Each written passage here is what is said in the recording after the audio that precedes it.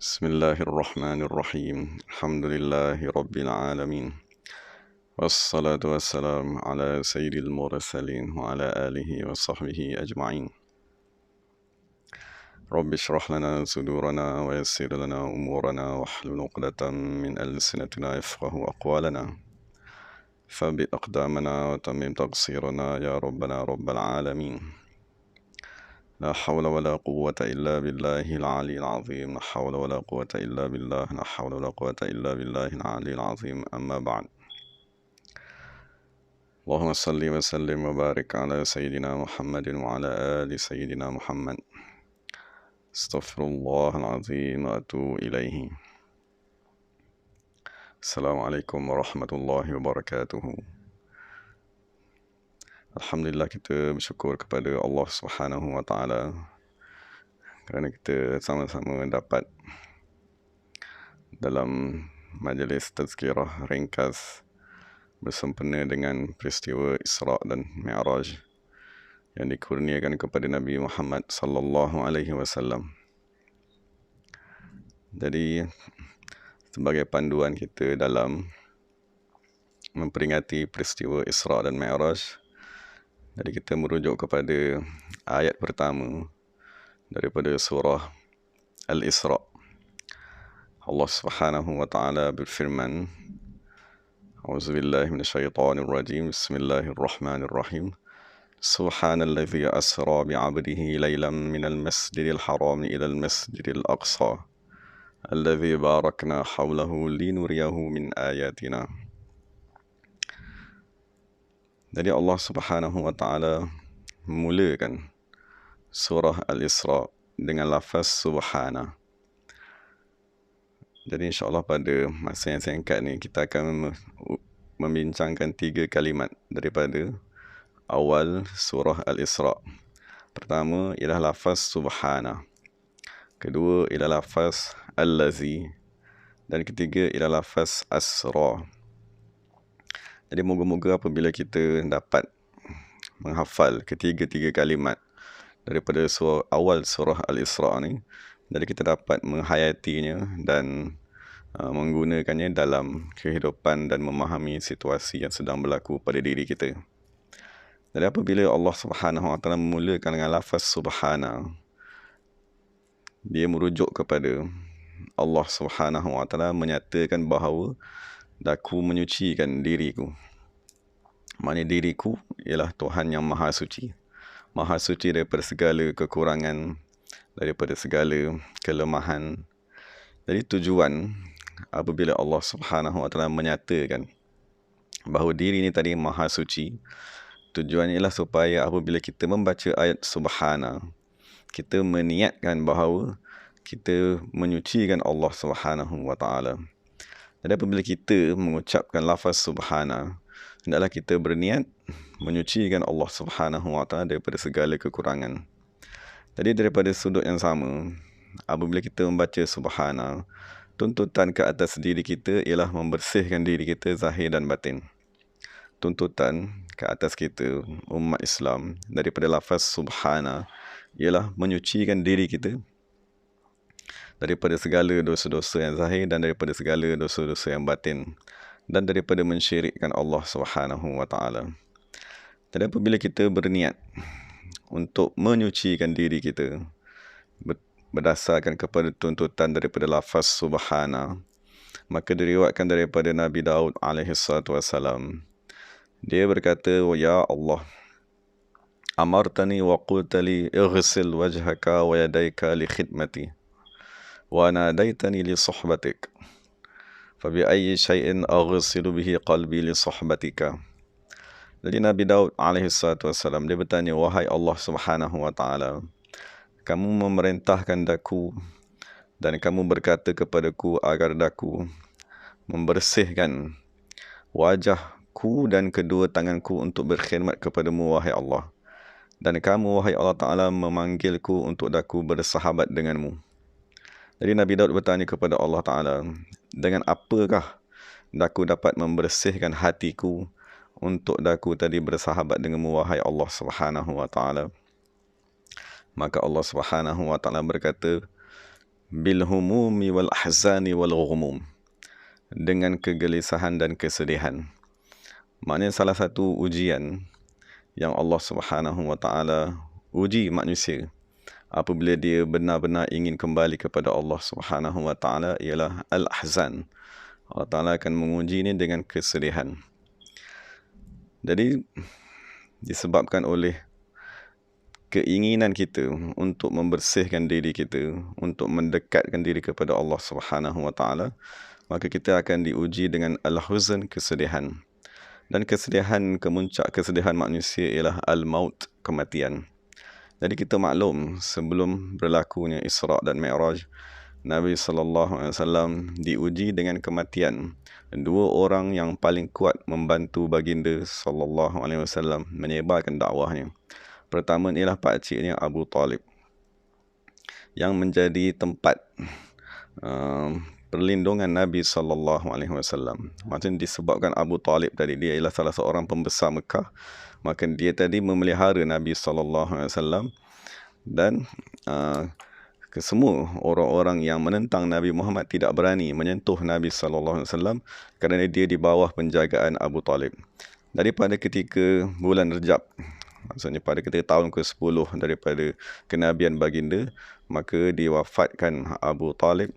Dan kita maklumlah kisah kewafatannya, yang mana dia tadi Nabi datang, Nabi menyerunya agar membaca la ilaha illallah agar aku dapat memberi syafaat kepadamu di akhirat. Tetapi dia tadi kerana kehadiran pembesar-pembesar Quraisy yang lain, maka dia tidak mengucapkan lafaz la ilaha illallah tersebut. Jadi apabila dia meninggal, maka Nabi SAW merasa amat sedih kerana orang yang menjaganya, memberi bantuan kepadanya dalam menyebarkan agama Islam telah diwafatkan oleh Allah Subhanahu wa taala. Dan kedua, yang meninggal dunia pada tahun ke-10 daripada kenabian tadi, itu dalam bulan Ramadan, ialah isteri baginda sallallahu alaihi wasallam, Sayyidatuna Khadijah. Jadi ini ialah orang kedua yang amat kuat membantu baginda SAW daripada dalam. Maksudnya Abu Talib dia membantu perjuangan Nabi di luar daripada rumahnya, dan apabila Nabi balik ke dalam rumahnya, yang paling kuat sekali membangkitkan semangat baginda ialah isterinya sendiri, iaitu Sayyidatina Khadijah radhiyallahu anha. Jadi kita maklumlah dua keadaan tersebut berlaku sehingga menyebabkan tahun tadi digelar oleh kebanyakan kitab-kitab sebagai Amul Huzni, ialah tahun kesedihan bagi baginda sallallahu alaihi wasallam. Jadi begitulah yang berlaku.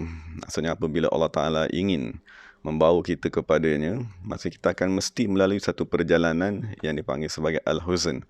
Jadi itulah yang sedang kita lalui sekarang. Maksudnya kita sekarang sedang ditimpa dengan ujian daripada Allah, dan ramai manusia yang bersedih dengan keadaan yang berlaku sekarang ni, kan? Maksudnya keadaan yang menimpa kesihatan umat Islam, keadaan ekonomi dan sebagainya.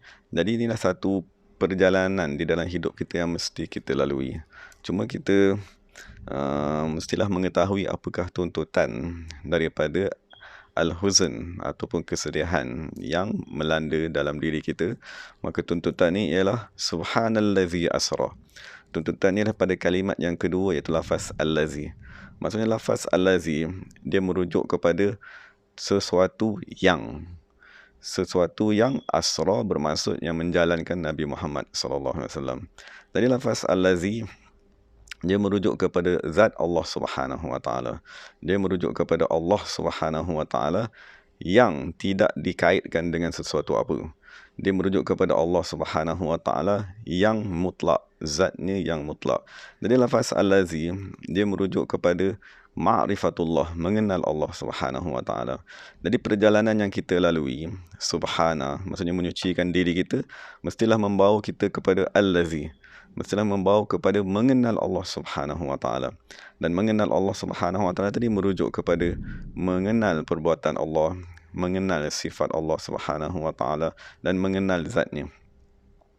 Jadi sekiranya kita tadi benar-benar menggunakan peluang yang Allah Ta'ala beri kepada kita sekarang. Maksudnya kita gunakanlah peluang yang Allah Ta'ala beri kepada kita sekarang ni untuk membersihkan diri kita. Jadi untuk kita tadi membersihkan diri kita, maka kita diminta agar memperbanyakkan membaca tasbih. Maksudnya kita bacalah subhanallah, subhanallah, subhanallah. Bacalah sebanyak-banyaknya. Ataupun kita bacalah subhanallah wa bihamdihi, subhanallahil azim. Kita bacalah setiap pagi, kan 100 kali, setiap malam 100 kali. Ataupun kalau diriwayatkan daripada Sayyidina Abu Hurairah radhiyallahu anhu, dia akan membaca tasbih setiap hari sebelum dia tidur sebanyak 12,000 kali. Jadi dia ada satu tali yang dia dah ikat sebanyak 1,000 ikatan. Jadi dia akan baca tasbih tersebut setiap hari. Jadi bacaan tasbih ialah salah satu ibadat yang amat agung. Maksudnya kita rukuk pun kita akan baca tasbih subhana rabbiyal azim. Dan apabila kita sujud pun kita akan baca tasbih subhana rabbiyal a'la.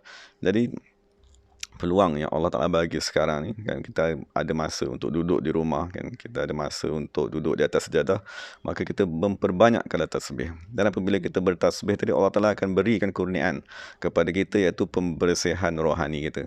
Apabila hati kita rohani kita bersih, barulah kita dikurniakan dengan Al-Lazi, maksudnya mengenal Allah Subhanahu Wa Ta'ala yang Maha Agung, kan, yang Maha Berkuasa, yang tidak berubah, yang kekal dalam keadaannya. Al-Lazi, iaitu Allah Subhanahu Wa Ta'ala yang mutlak daripada segala qaid dan daripada segala i'tibarat. Jadi apabila kita tadi telah dikurniakan dengan sekurang-kurangnya mengenal perbuatan Allah Subhanahu Wa Ta'ala, barulah datang kurniaan. Kurniaan ini ialah asra. Maksudnya Allah Subhanahu Wa Ta'ala membawa kita berjalan. Maksudnya kurniaan yang Allah berikan kepada Nabi setelah berlakunya kesedihan yang amat sangat, Allah Subhanahu Wa Ta'ala mengurniakan satu kurniaan kepada Nabi, iaitu ialah Al-Isra. Maksudnya Allah Ta'ala membawanya pergi berjalan menghadap kepada Allah Subhanahu Wa Ta'ala. Dan kita maklum, kan, sememangnya manusia salah satu aktiviti yang dia sukai ialah berjalan, kan, maksud kita suka melancong, kan, kita suka pergi ke satu-satu tempat yang baru. Dan sememangnya Imam Syafi'i radhiyallahu anhu, dia berkata, apabila manusia tadi berjalan daripada satu tempat kepada satu tempat yang lain, dia akan memberi beberapa faedah. Antara faedah yang paling penting sekali ialah infiradul ham. Dia akan menghilangkan kegelisahan seseorang tadi, dan dia akan mendapatkan ilmu, adab-adab yang baru, bersahabat, berkenalan dengan manusia yang baru. Jadi itu ialah faedah daripada Al-Isra. Maksudnya Allah Ta'ala membawa Nabi Muhammad SAW berjalan daripada satu tempat kepada satu tempat sehinggalah naik kepada langit, bertemu Allah Subhanahu Wa Ta'ala untuk menggembirakan Nabi SAW. Jadi itulah perjalanan yang kita sedang lalu sekarang. Maksud sekarang ni Allah Subhanahu Wa Ta'ala meminta daripada kita subhana. Maksudnya kita bersihkanlah diri kita, kan, dalam tempoh masa yang ada ni, bacalah apa segala yang bacalah Al-Quran, kan, sebanyak-banyaknya, bertasbihlah kepada Allah Subhanahu Wa Ta'ala, beristighfarlah setiap pagi 100 kali, setiap petang 100 kali. Moga-moga kita dikurniakan dengan Al-Lazi. Moga-moga kita tadi dapat melihat perbuatan Allah Subhanahu Wa Ta'ala. Dan apabila kita tadi dah dekat kepada Allah Subhanahu Wa Ta'ala, maksud semua umat manusia kembali kepada Allah, maka akan datang kurniaan daripada Allah yang diistilahkan sebagai Al-Isra. Dan dalam ayat yang lain Allah telah nyatakan, inna ma'al usri yusra. Sesungguhnya apabila berlaku sesuatu kesusahan, maksudnya kesedihan, sakit, bala bencana, wabak, kematian, yusra Allah Ta'ala akan kurniakan dengan yusra, iaitu kesenangan dan kegembiraan. Jadi kita mohon daripada diri, maksudnya kita mohonlah agar saya dan kita sahabat-sahabat semua dikurniakan dengan kesabaran dalam menghadapi ujian yang melanda. Tapi yang penting sekali kita berada di dalam fasa subhana, kan, maksudnya kita tadi usahalah supaya kita tadi duduk di dalam rumah sebagaimana Nabi SAW bersabda, ilzam baitak. Maksudnya kamu duduklah di dalam rumah kamu, dan Nabi SAW bersabda, wa amlik alaika lisanak. Maksudnya kamu jagalah lidah kamu. Maksudnya sekarang ni Allah telah beri peluang kepada kita untuk duduk di rumah, dan tuntutan ke atas kita ialah jagalah lidah. Maksud jangan sekali-kali kita memfitnah, ataupun jangan sekali-kali kita mengumpat manusia, ataupun jangan sekali kita bercakap dengan perkara-perkara gurauan ataupun perkara-perkara yang menunjukkan yang kita tadi tidak mengambil berat kepada manusia yang lain. Maksudnya sekarang kita maklum ramai umat Islam yang sedang berada di dalam kesusahan. Jadi tak sepatutnya kita menzahirkan kegembiraan ataupun kita tadi bergurau.